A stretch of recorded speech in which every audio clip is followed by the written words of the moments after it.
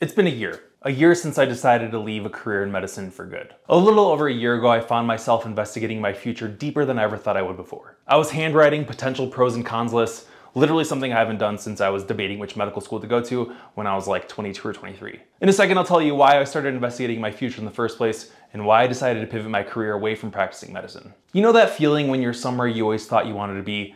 Everyone around you is just enjoying themselves, but something just doesn't sit right with you. Something just feels off and you can't shake it. This was my experience throughout the entire clinical portion of medical school, especially years 3 and 4. So here I am now. I made a video a year ago announcing that I was quitting medicine. I was overwhelmed with people's experiences and thoughts, both positive and negative, mostly positive though. So I thought a reflection on the last year after quitting was due. So why did I become a doctor? So why did I go into medicine in the first place? So I'm an only child born to Greek immigrants without a higher level education. To my parents and the older generation, the way to succeed is to get as much schooling as possible. Think doctor, lawyer, engineer, those are the typical paths. Beyond that, I started lifting weights at a really early age as an early teen. I did well in school, I liked science, doctor it is. It was a pretty stepwise progression. You get good grades in high school, you go to college, you get good grades there, you do your prerequisite classes, do some volunteering, get some clinical experiences, do something that makes you unique, take the MCAT, do well, apply, and you're in. Now that I say that, it seems like a long process, but it is pretty stepwise. So it may sound like I'm blaming my parents like they forced me to go into medicine, but that is far from the truth. I thought I wanted it too. Doctors are respected. I grew up in a town where the doctors had the nice houses and the nice cars. Everyone took their word as truth, so I thought I wanted that for myself. As an insecure kid growing up, prestige sounded pretty nice. And of course, there's the income to back it. It's one of the jobs that guarantees a high income where you can work hard and succeed. You don't need to take risks like you do in business in the same way. And with that, it's pretty secure too. Hospital closes permanently, there's plenty of other hospitals that would love to have you. And of course, the job itself is pretty intellectually stimulating. Coming from an insecure background, as I mentioned, I got deep into self-improvement. Being a physician is kind of like self-improvement. A patient comes in with a problem, you assess everything that's going on in their lives, ask more questions, do some tests, put it all together, and hopefully the patient can get better in the long run. So you're improving people's lives directly, and I absolutely lived for that. At least that's what I thought about these things before I got into med school. So why quit? I went to undergrad at Indiana University and went directly to medical school with no gaps in between. Thinking back, I probably should have done that, but your mileage may vary.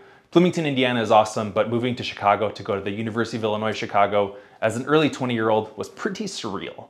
I didn't struggle too hard at the beginning. In the preclinical classes, I had a pretty efficient, effective studying system that allowed me to do well, enjoy the city. I was doing my flashcards, getting those things done. So I had a pretty good system overall.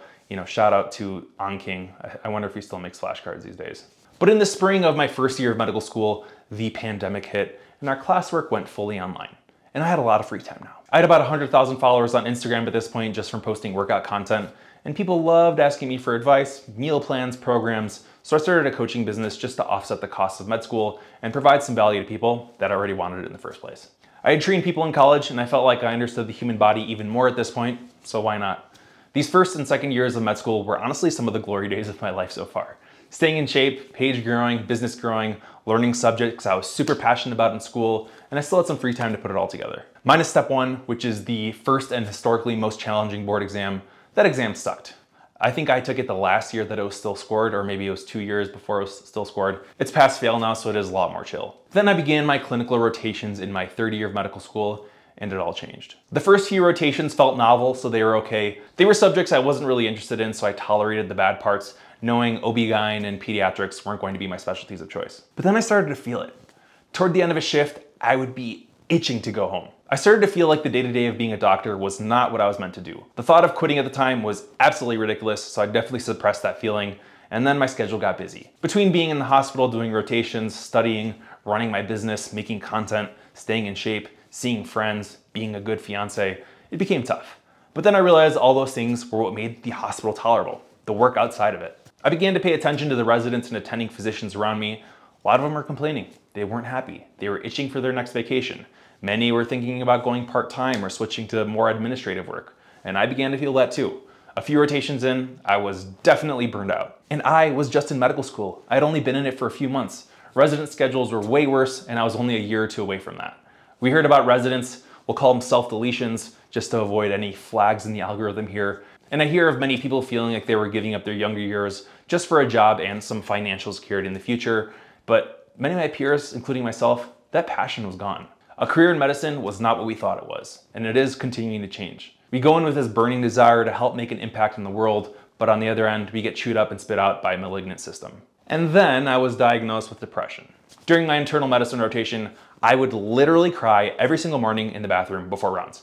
I would pre-round on my patients, hated my life, then I'd go to the bathroom, cry before we started rounds. It was miserable. Not a place I like to be, and probably not a good testament for my future if I stuck in that. Yes, me, the big buff muscle man, crying in the bathroom in the hospital before just talking to people. Every single day I'd pray that the senior resident would dismiss me early so I can get home and work on my passions. So I began an antidepressant, which helped me. My mood improved, but I felt like it was a band-aid for a situation I just didn't want to be in. And I only realized this after I tapered off the medication shortly after transitioning to my business full time. And then I realized the majority of my classmates were also on some sort of psychiatric medicine, whether it's some sort of stimulant for ADHD or focus or antidepressants, antipsychotics, whatever it is. Most people were struggling with something similar, but no one ever talked about it. So anyway, enough of my soapbox. Eventually the end of third year came. I had an online rotation for a month, did some traveling, spent some time with my wife, who was my fiance at the time, and I felt alive.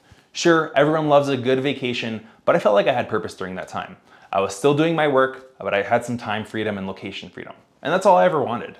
I knew I had to quit after this point, but I didn't know if what I was doing was sustainable. So with that, as you know how med school goes, I scheduled myself a relatively relaxed fourth year where we have a lot more elective time, lots of online electives, through VSLO. I took a lot of ones there, the more relaxed rotations at my school, and it was great. While my classmates were preparing for residency applications, I did the same, just in case, but I also grinded on my business. I studied marketing, sales, developed a higher level coaching process. I hired a team and fully scaled my business. I did it all. I started seeing a therapist to help me figure out if quitting was the right choice for me, but deep down I knew it was, and the therapist just kind of helped me figure it out and commit to it. I set an income goal for myself and promised that I would not leave until I knew I could hit this target for at least 3 months in a row. I applied for residency, which was physical medicine rehabilitation, still a great specialty, and I did a few interviews, but this whole time I was grinding on my goals. I hit my goals 2 months before match day, which I believe is in March, and that's the day where medical students are placed into a residency program, and I withdrew my application. I went all in on my coaching business. So fortunately, I had mostly positive reactions from my peers. My family was definitely skeptical, but my classmates were pretty envious and proud. My business mentor said it was the right thing for me. I had doctors I was working for in undergrad that I hadn't spoken to in 5 years just text me out of the blue telling me I did the right thing. Healthcare since the pandemic just has changed. Reimbursements are reducing, respect for physicians is dwindling, especially after COVID, and I realized I couldn't be stuck in a system like that. But you may ask, why spend hundreds of thousands of dollars in 4 years of my life just to throw it away? So to me, I needed to have this experience to guide me on my path in life. The sunk cost fallacy applies. And that's where the phenomenon whereby a person is reluctant to abandon a strategy or course of action because they have invested heavily in it, even when it's clear that abandonment would be more beneficial. I had built a great personal brand. I was transforming people's lives. I couldn't be a cog in that system anymore, and I felt like I was too smart, too resourceful, too hardworking to practice medicine. That feels really weird to say, but hear me out. So with the time and effort of the 4 or 5 years of residency I'd be doing, I knew I'd be more happier, help more people, make more money, and have more freedom doing something else. I had classmates that loved school. They wanted to be there, I saw what that looked like, and I knew I didn't belong. So what does my life look like now? Here I am now, sitting in my house. What does my life look like 1 year removed? I honestly couldn't be happier living the entrepreneur life. Here's what my day looks like on a typical basis. Similar to med school, I plan my day the night before. I use an app called TickTick, which I'm not affiliated with, to schedule my tasks and to-dos so I can work towards my bigger picture goals. I usually wake up around 6 a.m., 6:15, not because I need to, but because I like getting most of my work done in the morning. My workday is essentially split up into 3 parts. So first is a creative writing part, whether it's writing my email newsletter, scripting a YouTube video, planning short form posts, or writing tweets. The next block is more so on the posting content and interacting with my audience. I call it like a social working block. The third and final block is working directly on the business itself. So some days it might be filled with coaching or client calls, building out new plans, making sure people are getting into great shape. Or it could be as simple as brainstorming or working on new projects or improvements to the program altogether. These are almost always done from my home at my desk, which is actually right behind you, or my couch, which is in the other room, of course, which is obviously a much more comfortable environment than the bright lights of a hospital.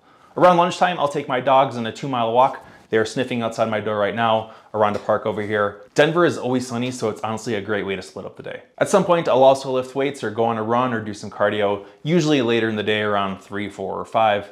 In the evenings, I may catch up on some to-dos, explore Denver, spend time with Abby, my wife, or just relax knowing I'm right where I need to be. This is my schedule most of the time.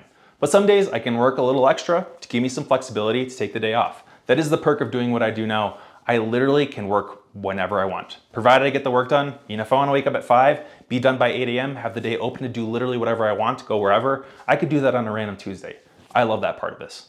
So with that, I might go on an adventure. This winter, we'd ski a lot. I'd spend a day with my wife. I could devote a few hours to resolve some major business problem that pops up out of nowhere. This flexibility is really all I've ever wanted.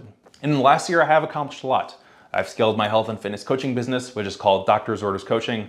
I know you like that pun a little bit. I've helped hundreds of people get in the best shape of their lives. I'm working on integrating a medical testing and prescription drug approach as well, just to make sure that it's like an all-in-one health and fitness coaching business, like the doctor you see before you need to see a doctor. That's where I got you. I've also launched Medpreneur, and I've helped healthcare workers earn a full-time income by monetizing their skills online. But for every success, there are failures too. I'm making it seem very glamorous here. I've had my social media accounts taken down by hackers several times already. I know it sucks. I've had payment processors stop accepting payments, meaning I get paid zero.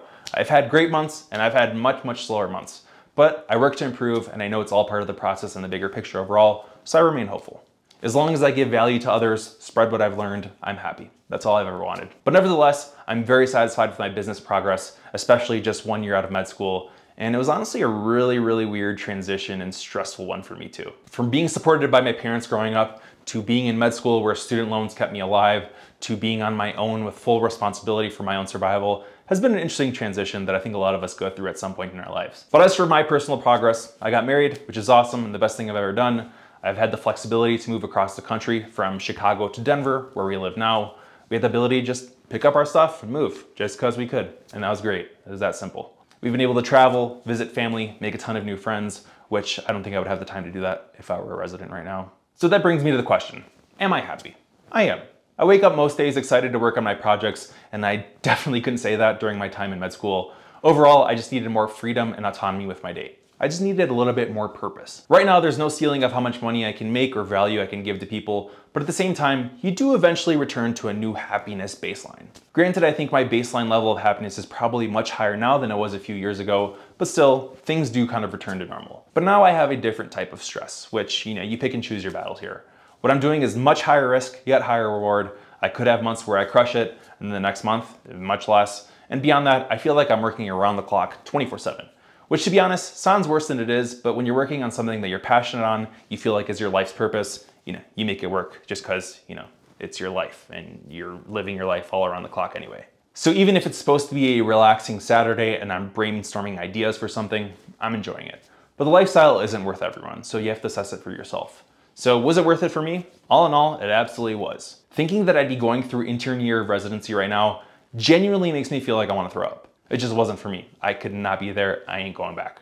And medicine may not be for you either. And there are actually plenty of other options. So an MD or DO degree is pretty hard to earn, and companies are always looking for highly educated healthcare professionals to help them out. So you can get into consulting. Look at some of the big 4 firms. A medical science liaison is another possibility. Within medicine itself, if you don't want to pivot too hard, a preventative health residency tends to be more flexible in schedule, yet still impactful to society as a whole. Getting into hospital administration is another avenue to take. My second option was actually completing an intern year, getting my medical license, which, in hindsight, that probably would have been a good option too, and just opening some sort of longevity or anti-aging or cosmetic-based clinic. But even if you are listening to this and not going into medicine, there are options for you with your career. Don't confine yourself in some box thinking it has to be a certain way. Literally, your creativity is the only limit.